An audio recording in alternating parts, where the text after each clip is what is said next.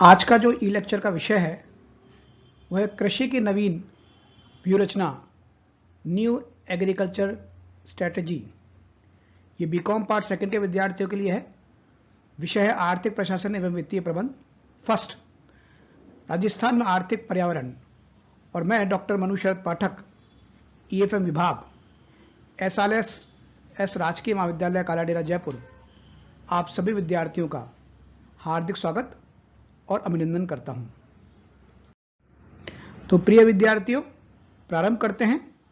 जब भारत आज़ाद हुआ तब किसी प्रकार की कृषि नीति नहीं थी, लेकिन जैसे जैसे समय बीतता चला गया, कृषि के उत्थान के लिए जनसंख्या में वृद्धि जब हुई तो उसकी उपयोगिता को समझा गया।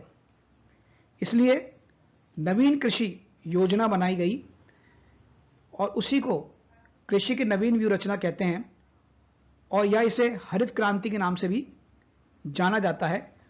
ये 1966-67 में से प्रारंभ हुई और इस नीति के जो कार्यक्रम है वो निम्नलिखित हैं। सबसे पहला जो महत्वपूर्ण कदम उठाया गया, उन्नत बीज कार्यक्रम यानी इंप्रूव्ड सीड्स प्रोग्राम शुरू किया गया। इसमें जो उन्नत किस्म के बीजों का प्रयोग पर ध्यान दिया गया। अच्छी किस्म के बीज तैयार करने के लिए 1963 में राष्ट्रीय कृषि निगम तथा 1969 में राज्य फॉर निगम की स्थापना की गई। बीज निगम बीज प्रमाणन सेवा प्रदान करता है। इसके अलावा उन्नत बीज के लिए सूरतगढ़, जैतसर, हिसार, झारसुगड़ा, रायचूर, कन्नौर, लादोवाला, चेंगम, कोकिलवाड़ी, लोकीचेरा, लुसाईचेरा, बहराइच और खम्बाम नामक स्थानों पर कृषि फॉर्म है। इसके अलावा कृषि विश्वविद्यालय और कृषि अनुसंधान परिषद तथा विश्व बैंक भी इस काम में सहायता प्रदान कर रहे हैं। दूसरा है रासायनिक उर्वरकों का प्रयोग। भूमि की गिरती हुई उत्पादकता को बढ़ाने के लिए विभिन्न प्रकार के रासायनिक यानी फर्टिलाइजर्स आदि के प्रयोग को बढ़ावा दिया गया। इसके लिए हमारे देश में इसका उत्पादन किया गया और आवश्यकता पड़ने पर इसका आयात किया जाने लगा। तीसरा है बहुफसल प्रोग्राम, मल्टी क्रॉप प्रोग्राम। यह कार्यक्रम 1967-68 से प्रारंभ किया गया। इसका मुख्य उद्देश्य संचित क्षेत्रों में प्रतिवर्ष 2 या 3 फसलें पैदा करना है। इसमें चावल, मक्का, ज्वार तथा बाजरे को शीघ्र तैयार करने वाली किस्में विकसित की गई। इसके अलावा रागी, तिलहन, आलू तथा सब्जियों के लिए भी ऐसी किस्में तैयार की जा रही है। नवीन कृषि व्यूहरचना में लघु सिंचाई योजना को अधिक महत्व दिया गया और इसको 1965-66 में अकाल का सामना करने के लिए इस योजना को स्वीकार किया गया। इसमें लघु सिंचाई योजना के लिए नलकूप, विद्युत व डीजल पंपिंग सेट तथा कुआं आदि का विकास किया गया। अगला है पौध संरक्षण, प्लांट प्रोटेक्शन। पौध संरक्षण भी इस नीति का प्रमुख भाग है। आवश्यकता है कि जब पौध उगती हैं तो उसमें टिड्डियां व कीड़े हमला करते हैं, तो उसके लिए कीटनाशक दवाइयों का प्रयोग पर बल दिया गया। इसके लिए जो है वो पौध संरक्षण निदेशालय और तकनीकी सलाह यंत्र व कीटनाशक दवाइयों की व्यवस्था करते हैं। अगला है सघन कृषि कार्यक्रम, इंटेंसिव कल्टीवेशन। खाद्यान्नों के अभाव को दूर करने के लिए 1960-61 में 3 जिलों में सघन कृषि कार्यक्रम प्रारंभ किया गया था। बाद में इसमें सभी जिलों को सम्मिलित कर लिया गया था। इस कार्यक्रम को पैकेज कार्यक्रम के नाम से भी जाना जाता है। इसका मुख्य उद्देश्य यही था कि तकनीकी ज्ञान, साख तथा कृषि आदानों की पूर्ति में आपस में समन्वय की स्थापना हो, और इस कार्यक्रम के माध्यम से जो है वो उत्पादन बढ़े। अगला है कृषि उद्योग निगम। कृषि को बढ़ावा देने के लिए किसान को विभिन्न प्रकार के औजारों, यंत्रों की आवश्यकता पड़ती है, और उसको उपलब्ध कराने के लिए ये कृषि उद्योग निगम की स्थापना की गई। ये निगम कृषि यंत्र, मशीनें, उपकरण आदि को वितरित करने, किराए पर देने तथा सुधार करने के लिए एक तरीके से कार्य करता है। अगला है कृषि वित्त सुविधाएं, एग्रीकल्चर फाइनेंसिंग फैसिलिटीज। बिना वित्त के कोई भी व्यवसाय प्रारंभ नहीं किया सकता है, और कृषि कैसे प्रारंभ किया जा सकता है? तो आसान और सस्ती दर पर ऋण सुविधा किसानों को उपलब्ध कराना आवश्यक है। इसमें जो प्रयास किए गए उसमें वाणिज्य बैंकों का राष्ट्रीयकरण जो हुआ, उसके बाद अच्छी प्रगति हुई है इस क्षेत्र में। इसके अलावा भूमि विकास बैंक किसानों को दीर्घकालीन सुविधा प्रदान करता है, जबकि स्टेट बैंक ऑफ इंडिया, व्यापारिक बैंक, साख समितियां, ग्रामीण बैंक, सरकारी एजेंसियां अल्पकालीन सुविधा यानी अल्पकालीन प्रदान करती हैं। 1982 में नाबार्ड की स्थापना हुई, उसके बाद जो है कृषि एवं ग्रामीण विकास के लिए नाबार्ड ही ऋण सुविधा प्रदान करता है।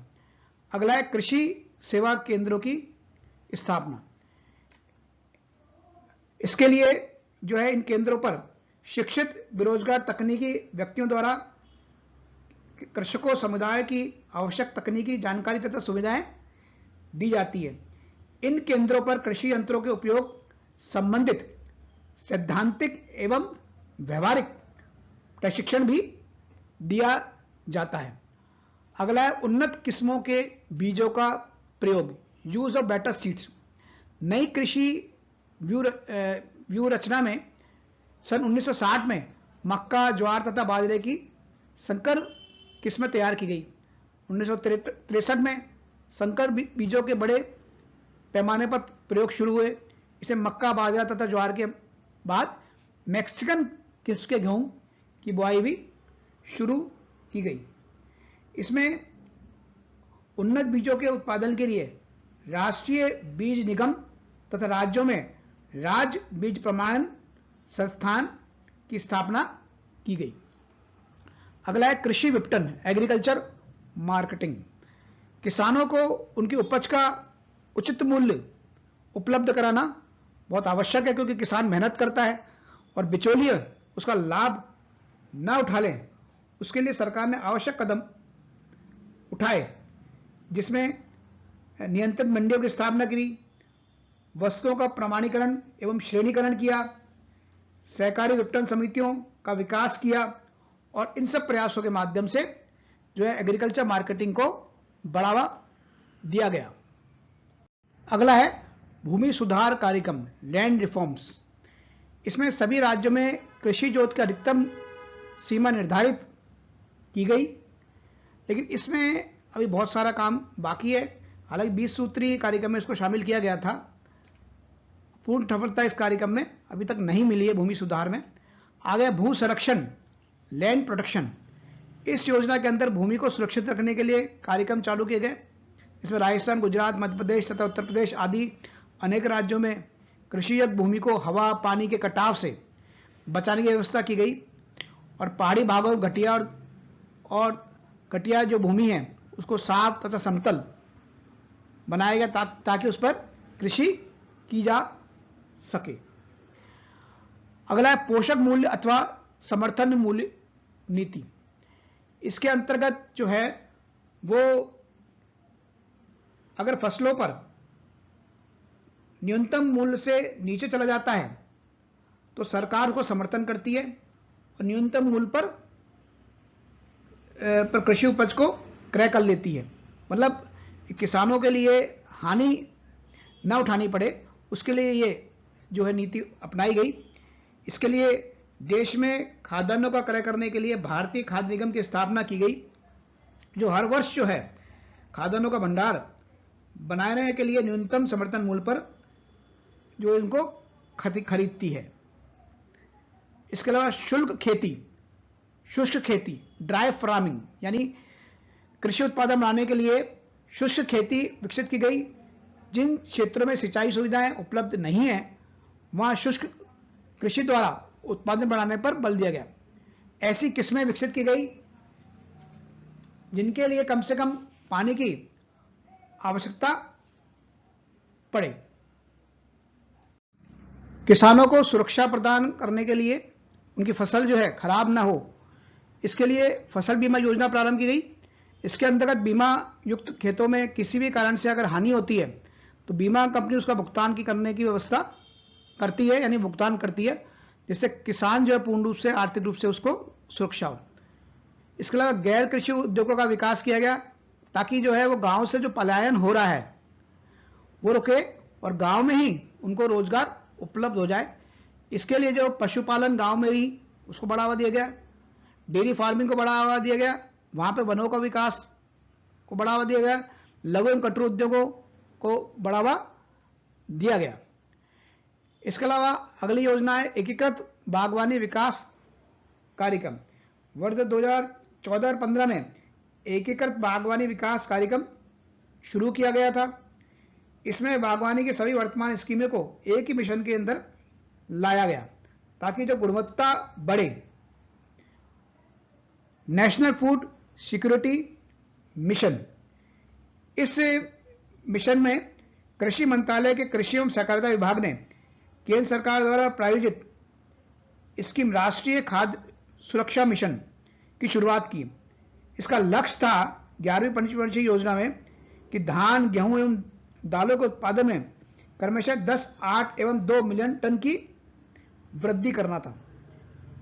इसके अलावा राष्ट्रीय कृषि विकास योजना, इस योजना के अंतर्गत प्रतिवर्ष जो है वो जो कृषि के लिए जो वित्तीय उपलब्ध कराया जाता है राष्ट्रीय स्तर पर, उसमें वृद्धि करना शामिल किया गया।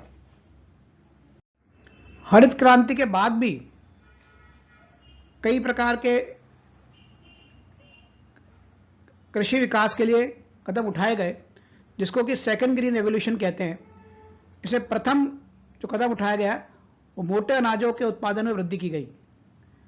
हरित क्रांति में गेहूं और चावल के उत्पादन पर विशेष ध्यान दिया गया, इससे उनका उत्पादन बढ़ा। लेकिन मोटे अनाज जैसे मक्का, बाजरा आदि के उत्पादन में पर ध्यान नहीं दिया गया था, तो दूसरे में इन पर ध्यान दिया गया।